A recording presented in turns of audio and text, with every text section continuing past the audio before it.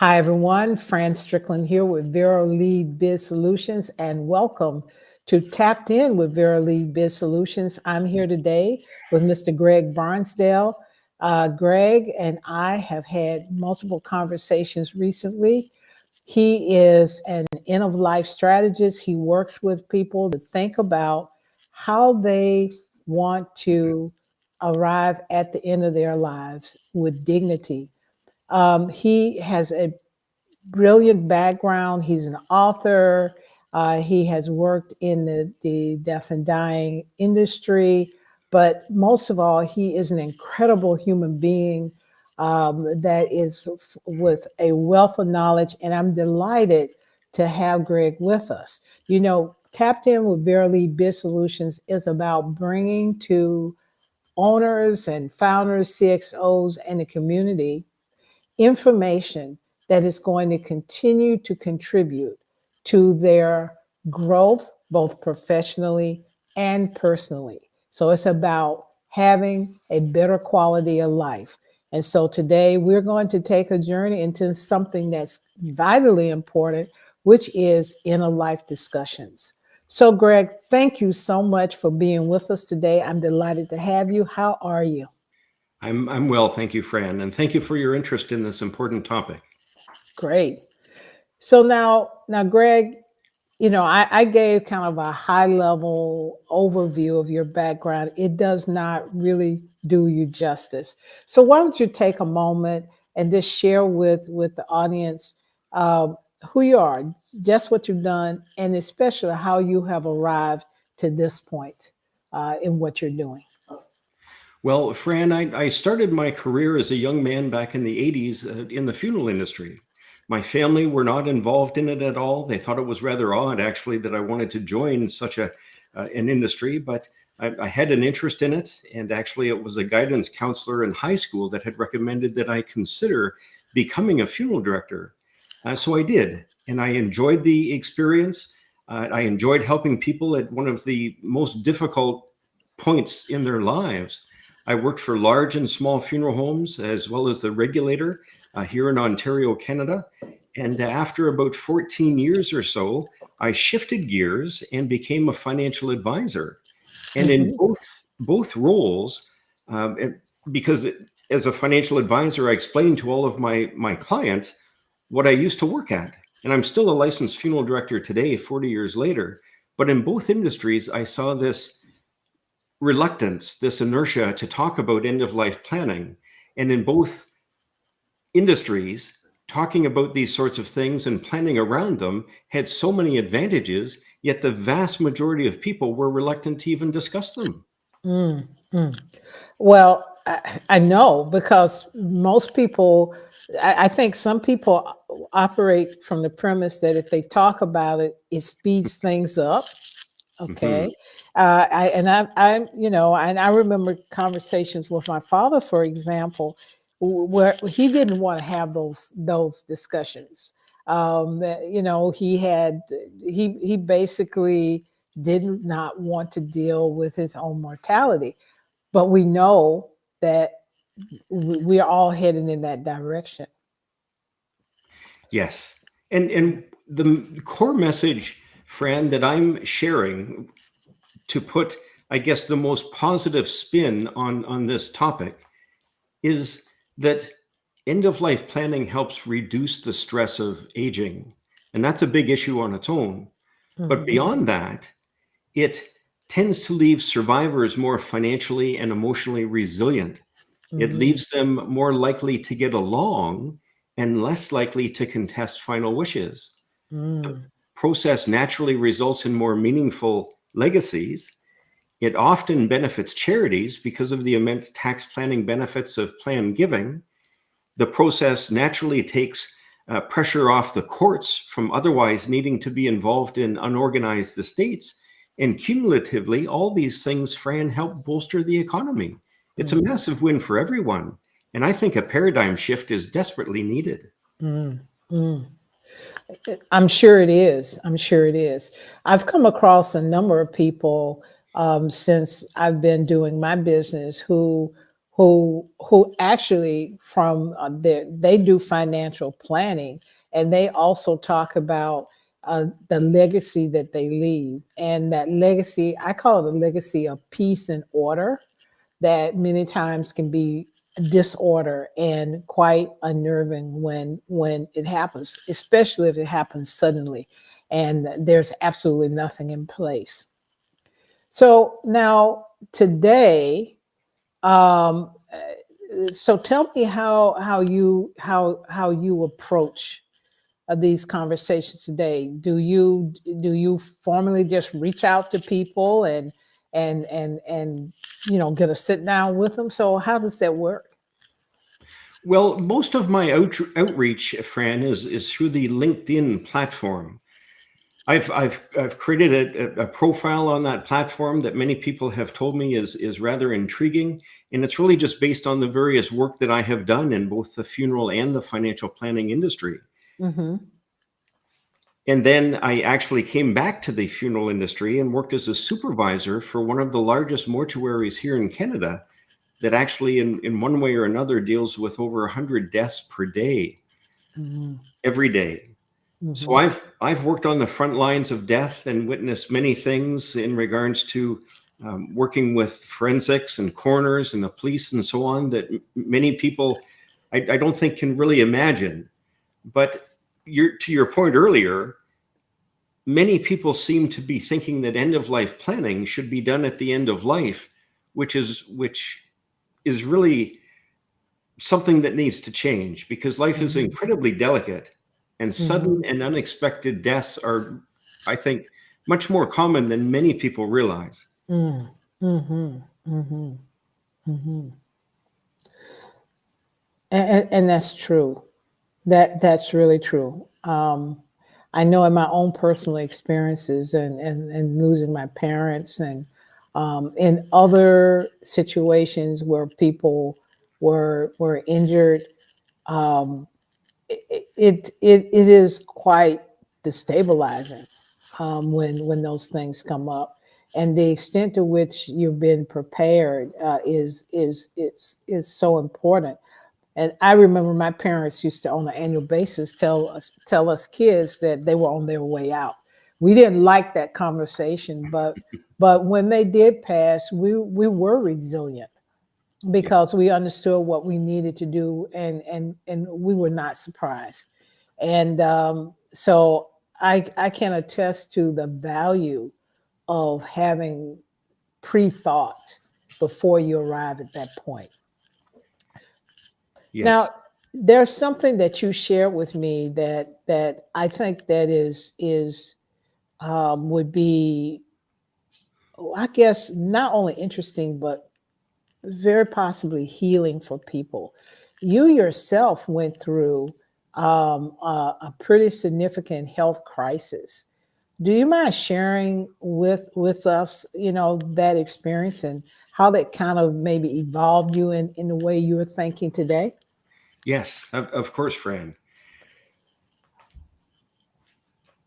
It seems very ironic how things have played out in my life, and I truly do think that it's perhaps for a higher reason. But 2 months after I published the book, this small book that I had written to inspire people to lean into planning while minds are clear and time is plentiful, Right. I was diagnosed with a large brain tumor. And Hmm. it all started with COVID, actually, in a deep nasal swab that started a ringing in my left ear. I went and got my hearing checked, and I had some hearing loss. But the general physician of mine suggested I see a specialist, an ear, nose, and throat specialist, who ordered an MRI. And the MRI revealed a brain tumor, which initially I thought was cancerous, and I was given a death sentence. I Mm. felt I had to be transparent with what had basically just published within my book. So I did that. And my very first social media post went viral and it was viewed over 1.7 million times. Oh my goodness! Wow. Mm. Mm. Uh, I mean,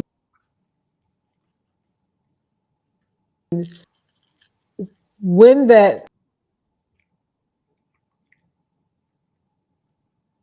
experiencing, and then all of the follow up. Share with us what was going through your mind, besides the fact that, wow, I don't have time. Yes, timing was a big issue, but I was incredibly grateful, Fran, that I had taken the advice of my mentor in the financial services industry years earlier, who stressed to me that it was so vitally important for me to walk my talk with Hmm. my financial planning clients. And as a young man, a young father, uh, a young husband, to update my insurance coverages in Hmm. regards to life insurance, health insurance, disability insurance. And I did all of those things. And I'm so grateful that I did, as well as having an up-to-date will and beneficiary designations and everything organized, because that's basically the world I came from. Hmm. Hmm. But another ironic twist in my story, Fran, is that on the very day of my brain surgery to have the tumor removed, another 2 months after diagnosis, on that very day, after many conversations back and forth with the insurance company, Hmm. they paid me $90,000 Canadian tax free on the day of that very surgery. Hmm. Isn't that Hmm. ironic? Now that's ironic. So tell me, how did that happen? Well, as I said, I was fortunate enough to have bought a rider for non-cancerous brain tumors within my critical illness insurance policy, not knowing if I would ever need it. But it's Hmm. just that the timing of it was just ironic that it happened to pay on that very day. Wow, wow. So you had an insurance for critical illness, and Yes. you had a rider on it. So now tell me, to be honest, that's the first time I heard of that kind of insurance. Is that something that's unique to Canada? Or is this something that might be in a portfolio, say in the US? Yes. It's a form of health insurance, Fran, that has become increasingly popular, called critical illness insurance, that Hmm. can be purchased to cover a wide array of different potential issues that could occur in one's life. Hmm. The plan that I had purchased covered, I believe, 10 or 15 or so different conditions. And it was just very lucky on my part that at the time, years Hmm. earlier, I happened to have selected a rider for non-cancerous brain tumors. And at that time, I had no idea if I would even need it. I didn't really enjoy paying the premiums all these years, but I was Right. very, very glad that I had done that and kept the policy. I've Hmm. I've met many people who over the years have decided to cancel their policies and then end up regretting it. Mm, mm. So now, in circumstances like that, when someone is sitting down with you, for example, and they're saying, "Look, I'm taking a look, and I've got a family, or I need to anticipate and prepare myself." Do you have like a kind of a basic recommendation that you share with them, to get started, or what's your approach in how you would advise someone to really start to take stock of and take hold of their future in that respect? Well, that's really the premise of my book, which the title of the book is Do Not Ignore Your Mortality: Practical Advice from a Funeral and Financial Insider. Hmm. And the reason that I created this book, Fran, was to inspire the public to understand, based on what I have seen in Hmm. the funeral and financial industry, about how vitally important it is to lean into these conversations and take the fundamental steps to have the control and measures based on their objectives, because Hmm. everyone's situation is different, and then to get proper advice to help them achieve those objectives. Mm. So, in other words, a financial advisor is incredibly helpful. A lawyer is incredibly helpful. But at the same time, I also bring up the fact that, yes, it is very possible to also establish a will online these days. That's a Mm-hmm. growing issue of convenience, and it can be very inexpensive, but there are cautions with that too. Mm-hmm. Mm-hmm. Mm-hmm. So tell me more about that, the cautions. Well, the cautions really come down to the fact that the resulting document, whether Mm-hmm. one sees a lawyer to have their will and their medical directives, powers of attorney and such put together, or they Mm-hmm. do it online themselves, Mm-hmm. the resulting document, it's vitally important that it be acceptable by a court of law when it is, or the medical community in regards to a medical directive, when it is needed. Mm-hmm. Okay. Okay. If it's not accepted, well, then it has been a waste. Ah, okay. And that's Oh, why these online types of will making platforms need to also make sure that they have the capability to ensure that the rules of the jurisdiction of where the client is setting this up from, based on where they live, mhm. will ensure it's accurate and be accepted. Okay, okay. So it's a matter of making sure that it's legit in terms of the local requirements surrounding that particular practice or need. So would you say then that it's also very valuable, even if you do something online, to take it to an attorney and have them review it, or what would you tell people to do to guard against that risk? Well, a will making platform online, Fran, can work for very straightforward situations. Mm-hmm. But if someone is paying support to a family member, Mm-hmm. such as child support or spousal support, or Mm-hmm. they own any interest in a business, they Mm-hmm. should be seeing a lawyer instead. Yes. Okay. If they have a disabled child, that adds complexity to the situation. So they should Mm-hmm. certainly be seeing an estate planning lawyer who has experience in that regard. Mm-hmm. The Mm-hmm. same would apply if they own property outside of their home jurisdiction. Okay. Those are the primary cautions that are commonly recommended for people to, instead of trying to do it themselves Right. online, Mm-hmm. to be seeking the proper advice of a lawyer to make sure that this final document is done correctly. Mm, okay. So in all of in everything that you've said so far that I've heard is, you know, there's information there. I mean, I even do this in my business. Information is there. I mean, now that we have AI, we can generate whatever we want, right? And there is so much emphasis on do it yourself. And on the one hand, that's really good that someone is thinking about it. They want to take hold of it. They want to get it clear or to plan around it, but also take the position that they want it to be absolutely accurate and enforceable when the time comes.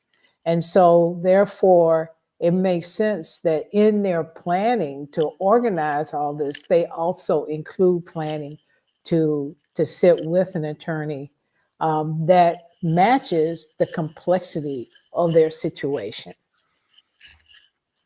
Absolutely. That is so important, and you put that so well, Fran.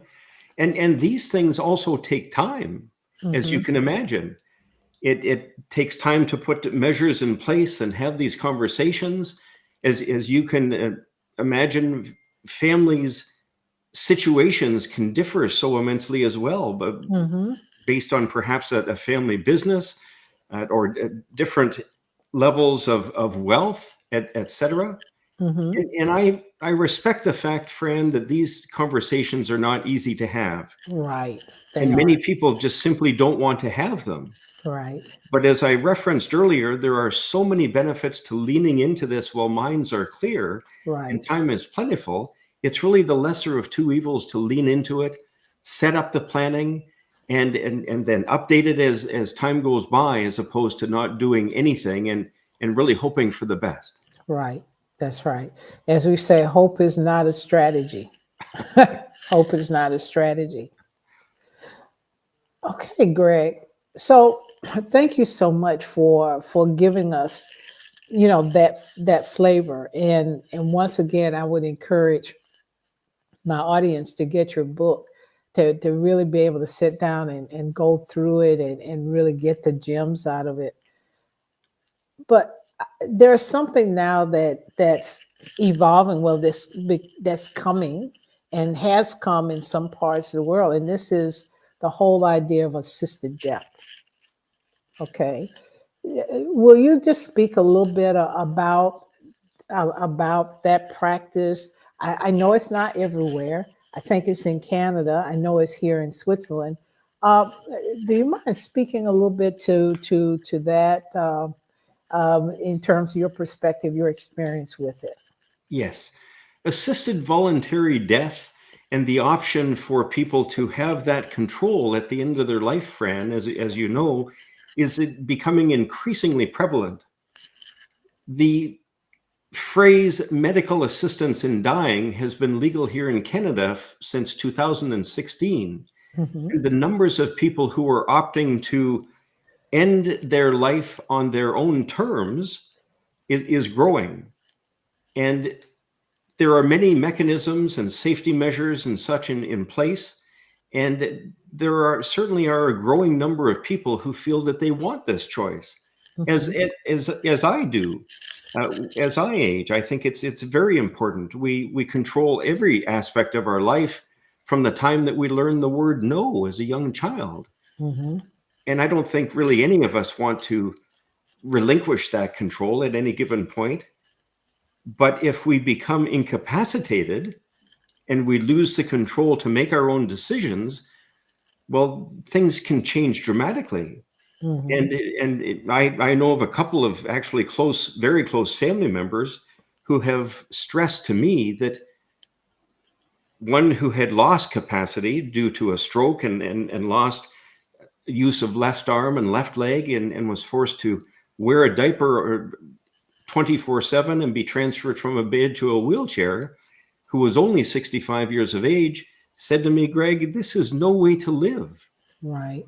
And he did not want to linger in a long-term care facility for the remainder of his life. Hmm. As another family member is discussing with me right now, who's 90 Hmm. years of age.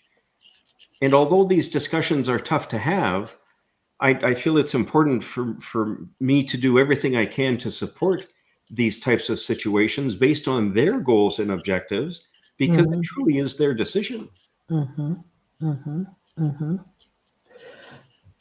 That's so important to realize that people are choosing. It's their decision.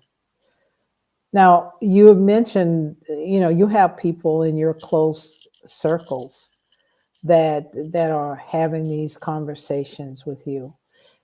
Tell me, that can be quite emotional. I mean, we love our friends, our family members. We'd like them to be with us. We can see that they're ailing or they are, having physical difficulty. Tell me how, or what advice can you give to someone who's dealing with that, with a loved one, who's having this conversation with them? What insights can you share? It's important, Fran, that we take the time to have these types of open and delicate conversations again while minds are clear and time is plentiful. And they're not easy. Hmm. I find it very hard as well, even though I've worked in the role of funeral director and such for many years. But Hmm. it's not any easier for me when it's involving someone that I love and care about. We're Right. all human, Hmm. and they are difficult.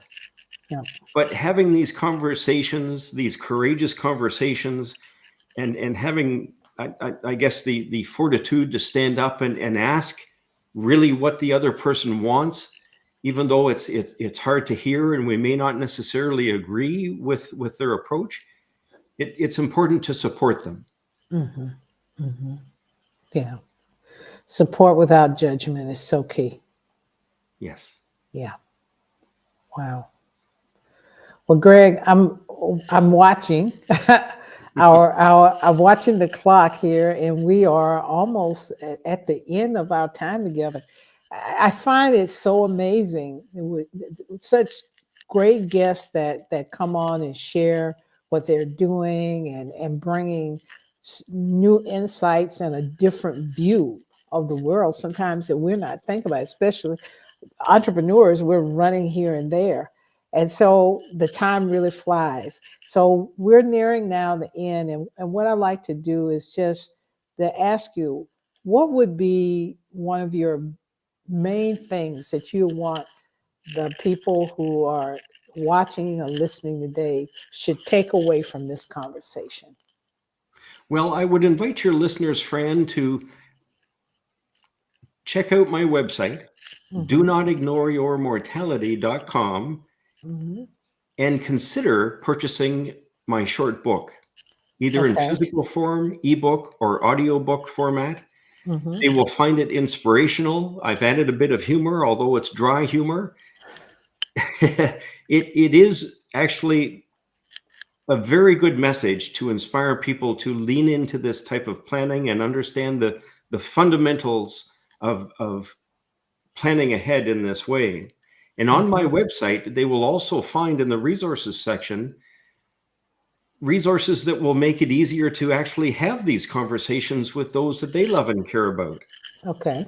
I have a Okay. list of probing legacy questions, 15 for initial conversations, and another 15 for more advanced conversations that anyone can print off and use with their loved ones and people they care about to help have more meaningful conversations, as well as a quiz actually that will help people better understand if they have some homework to do. Mm-hmm. And many people do have some homework to do in this regard. Okay. Okay. So people can go to your website. They can get the book there. They can order the book. What if someone just saying, hey, I don't want the book. I want to talk to Greg. He just seems to have a wealth of information right there. How can they reach you in person just to connect to talk? My contact information is on the website as well. My Okay. email address is greg@do-not-ignore-your-mortality.com. And Okay. I'm also quite active on all the different social media platforms too. Okay. Good. Good. Okay. Well, Greg, thank you. Thank you so much for the insightful sharing. The fact that you were vulnerable enough to share about your journey with your brain tumor, with the family members that you've had that's having these conversations with you at this point. It was very helpful. I mean, you know, I'm at that point. When you were younger, we think we're kind of invincible, but I'm at that point too. I mean, I live here in Switzerland. My family's still in the States. So these are things that I need to consider because I'm not with them at this moment, but it's good to be prepared. And this is what I would share with my audience too. Um, I said, don't wait until you need to do better. And Greg, as your message has said, while minds are clear and there is time, take care of business. Don't ignore your mortality. Have those conversations now. You can then pace it rather than rush it and measure those conversations to the extent that you're able to have a comfortable, thoughtful conversation with the people you care about and your loved ones. Greg, thank you so much. Have a fantastic week. Ladies and gentlemen, when we go live, you'll be able to see Greg's contact information also. And until the next time, we wish you the best and we'll see you soon. Thank Thank you. you. Thank you.